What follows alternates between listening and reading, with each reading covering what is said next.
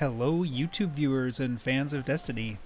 The name's Cal, and welcome to my very first gameplay analysis video on underrated subclass abilities.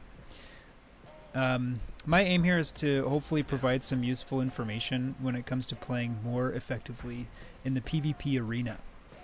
And let me qualify underrated abilities. I'm not trying to suggest that they're OP or quote-unquote beyond godly and then put a thumbnail of myself with my face looking like I just saw the ghost of a dead relative. I'm not going to tell you that you'll absolutely dominate. Dominance, it all comes down to your skill level after all. However, I think that if we get out of this whole meta mindset, try new things, maybe they'll actually be beneficial, and that trying new perks that are not really used that much might actually complement your playstyle more and might actually help improve your skill level. And if anything, you get a feel for all the different ways that people are also playing the game, or if they might be using the same subclasses or perks as well. I find that some of these options available aren't talked about much, so that's the reason why I decided to do this video. And also note that this analysis mainly deals with character performance in PvP. I may do a PvE video in the future if this one and my channel, if they pick up steam and there's enough viewer demand for it. This will be the first part of 3. I'll focus on each of the 3 characters and their subclasses in each video. And the reason for why this is PvP focused, it points to what matters most in PvP, and that's character utility. And so what do I mean by character utility? This is any given subclass's amount of usable abilities available at any given moment, which are the most effective to use, how they can affect your gunplay, and how fast you can expect cooldowns to bring your utilities back. I've also heard that this is called your neutral game. Abilities found in the subclass options, gun perks, and armor perks that help to improve utility are, in my opinion, vastly more important than perks that improve your super. There's really only 1 or 2 caveats to that philosophy, which is when a subclass's super outshines some of that same subclass's neutral game, like the Stormcaller, for example. Their super is in a fantastic position, given that their grenades could use a little work on Bungie's part. The other reason is that sometimes supers are really good at shutting down other supers, like the Nova Bomb, Fist of Havoc, or the Golden Gun.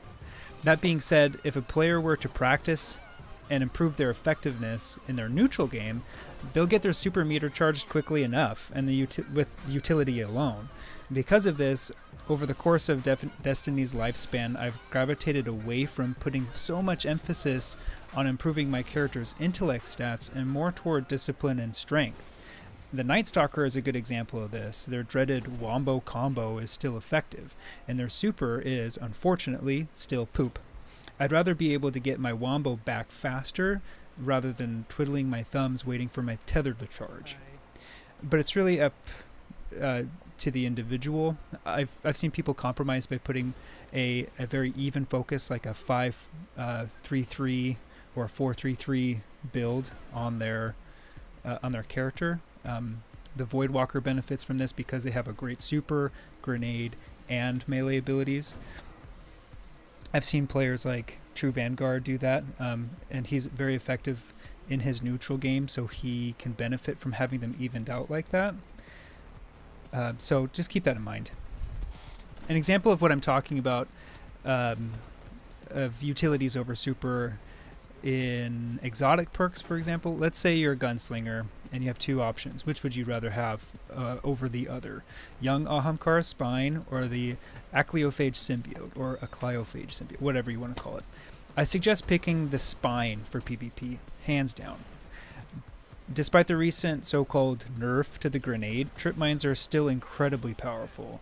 They can one-shot low armor guardians, and even though sticking was removed, bouncing them off of a guardian from throwing it, it still results in leaving them one-shot or dead. The Spine enhances character utility by giving them the added waiting time when they're stuck to a surface, and more importantly, they give you an extra charge. Throwing more of these suckers, it's not a bad thing. If you pair that with Gambler's Dagger and the Gunslinger, you'll be able to rock double charges on both your abilities, which is pretty awesome. More charges means more chances to kill enemies. The more enemies killed, the faster the super charges. And I would ask, wouldn't you rather have your super back faster through getting kills than hoping that your intellect stat will make up for it? Unless you're that confident in your gunplay, I would say the best players know that good shooting can always be helped and complemented by good utility usage. But meanwhile, the symbiote user, they're struggling to fire their fourth shot because everybody heard them pop their super and they all scattered like cockroaches. He loses his chance to get one more kill, and that's assuming he even got 3, and loses his super because it drains faster than normal, and now he's left with hopefully 1 or 2 abilities charged up. Anyways, on to subclass perks. And since I'm already on the topic, I'll start with the hunters and the gunslingers. The first underrated ability is the top of the gunslinger's passive perks, Scavenger. This perk reads, picking up ammo reduces the cooldown of your grenade and your throwing knife. If you're somebody who's seriously looking into trying to improve your neutral game and your utility, hearing the words reduce cooldown of anything should make your ears perk up. Now let's say that I'm wearing the Spine and I've selected the Gambler's Dagger. Not only do I have 2 charges, but now I get them back even faster when picking up ammo. Note that the perk doesn't say has a chance to, it does it every time. So how many ammo boxes do you pick up in a match? 3 or 4 special boxes and hopefully the heavy box?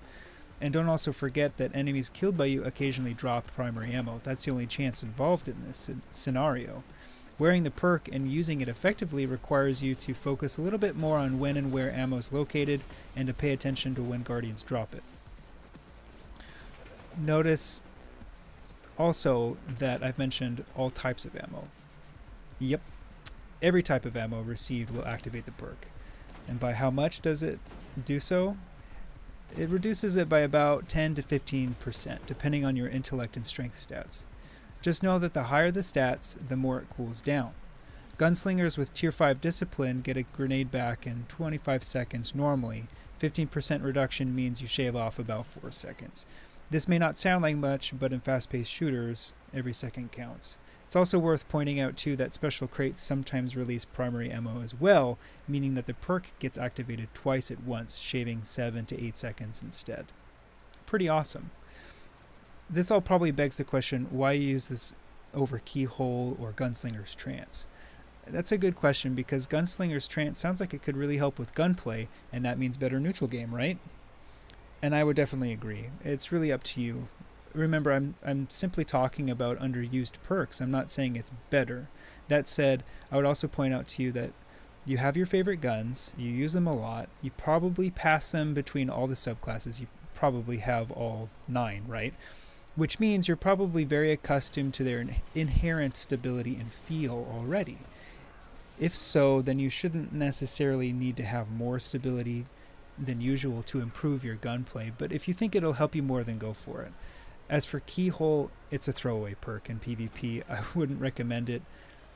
I would never ever recommend using it, as you'll rarely see it proc. It's a perfect example of a perk that only helps your super game and doesn't help your utility in any way whatsoever. Now on to the next subclass that I'd like to talk about, the Night Stalker. The Night Stalker, in my opinion, is probably the most well-rounded subclass in the game in that almost all of its ability options are pretty appealing and have some form of utility in all game types. There are some that stand out more than others for PvP, and I had a difficult time trying to decide what was actually underrated here. And before I talk about my main choice, I would like to give sort of an honorable mention to the Spike Grenade. It's not my main choice because it was only just recently buffed in the most recent patch, giving it some much needed oomph. So people likely aren't using it or didn't use it because it was, well, useless. That's not so much the case anymore, and I've started to see it more in PvP, myself included. Paired with Lockdown, which is what you should always have on in PvP, no questions asked, the Spike lasts for more than enough time to kill weakened guardians, and even ones that are not yet accustomed to their lethality yet, who run through them with reckless abandon will be caught off guard. Catching a Guardian in the cone spray deals more than enough damage to leave them one shot. And if the grenade is difficult for you to use at first, just think of it like a striker's lightning grenade, and you'll catch on to its effectiveness really quick, I think. That's what helped me. It can still be used to combo, even if it's thrown on the ground, thanks to its widened area of effect from the patch. Throwing it at an opponent's feet will force them to move, and unlike the lightning grenade, the damage is constant with no pauses. It also now damages immediately on impact, whereas before it had an interesting delay period between sticking to a wall and actually spraying out damage. And then one last thing about this spike worth mentioning is that for a brief split second when the light turns off, it still emits damage from the waffle cone for a fraction of it, just a little bit. I've had a couple instances where unsuspecting Guardians will walk through the invisible damage thinking that they were safe, and they'll take damage, and it'll activate Keen Scout for me without them even realizing it, and yeah, very helpful. So I would recommend using Spike Grenade nowadays. If you're not into trying to find a wall to stick it on, then just stick with Void Wall. That's totally fine. Anyway, so for my main choice for the underrated ability of the subclass is it's probably got to be the snare option for the smoke melee. Just like the normal smoke, the grenade sticks on impact and will detonate at that location, except for before detonation it lasts for 10 seconds beforehand. And then once it's detonated, it lasts for 4.5 seconds, which, by the way, is the amount of time that Envenomed lasts with lockdown on. So that's just normal, 4.5 for the snare. Using snare requires another paradigm shift in gameplay, kind of like how Scavenger requires you to think of a little bit more things. It can still be used to wombo, as its detonation radius is pretty forgiving, but having snare allows you to use it defensively and offensively.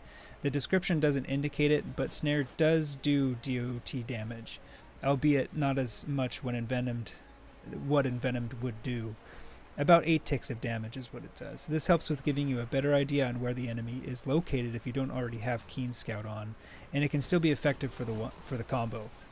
The option is great for objective-based gameplay, such as keeping enemies off of capture point or a relic, or fending off revives in the Trials of Osiris. It can be used to bait enemies who want to chase you down. Run, jump, toss a smoke, and sometimes the enemy will be so focused on catching you they won't even notice the smoke until it's too late, giving you a chance to turn around and turn the tide back into your favor.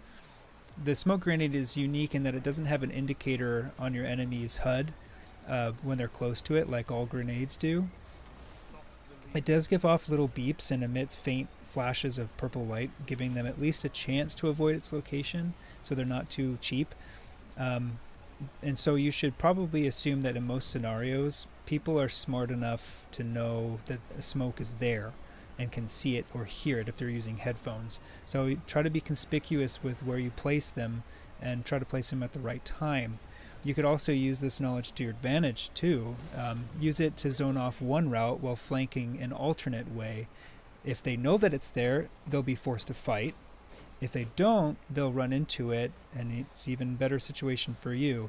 Either way, it puts you into control of the situation, and in the former situation, if they turn and fight, then it just comes down to better gunplay, and hopefully maybe they even detonated it and turned around and decided to fight with some damage already on them. Now, there are a couple ways to make the snare even a little bit better. The first was the already mentioned lockdown perk. It doesn't affect the amount of time that the smoke waits. That should be very clear right off the bat. It's still 10 seconds, but when it detonates, it goes from 4.5 to 8.5 seconds. This is almost double the amount of time Envenomed lasts with lockdown on. The second option is to use the sealed Ahamkar's Grasp's exotic gauntlets. The main reason is so that you can have 2 melee charges, which, like I was talking about with the Ahamkar's Spine, having 2 charges is very beneficial.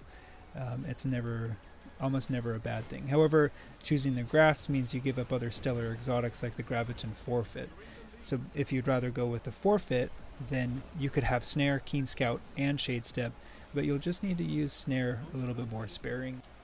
And then the nice thing about it is that it will mitigate the slightly disappointing Tier 5 28-second cooldown compared to your Grenade's Tier 5 25-second cooldown, and give you even more territory control. And now for the final subclass of the Hunter on this list, the Blade Dancer. And this is one of the even more difficult decisions for me to make, as the Blade Dancer has a bunch of fantastic perks and a few that I wouldn't recommend in PvP at all. Looking at their passive perks on their skill tree, I think it's pretty clear which is the winner in terms of character utility. Quickdraw is simply too good of a perk to pass up in comparison to Fleetfoot and Shadow Jack. Sliding farther is typically only beneficial if you're using a shotgun, so that locks you into one playstyle over all the other special and primary weapons, and the boost in sprint speed is negligible. Going invisible longer, it's best paired with Stalker or Escape Artist, but neither of those perks compare well with their counterparts either.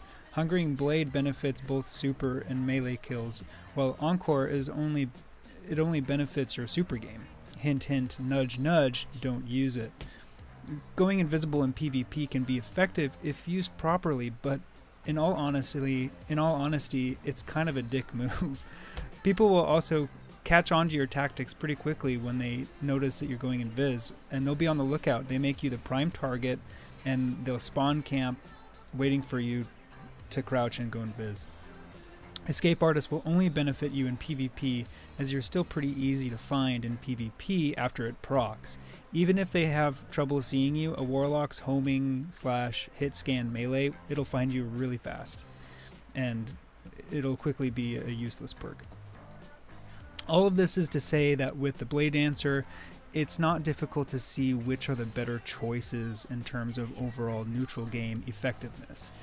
So what am I left to do? I originally intended on talking about at least one underused perk on each subclass, and when it came down to making a decision, I kept going back to the modifiers to Blink Strike. Specifically, I'm talking about Backstab versus Fast Twitch, which are the most used in PvP. In Bungie's recent patch, they supposedly reduced the angle necessary for Backstab to proc by about 30 degrees.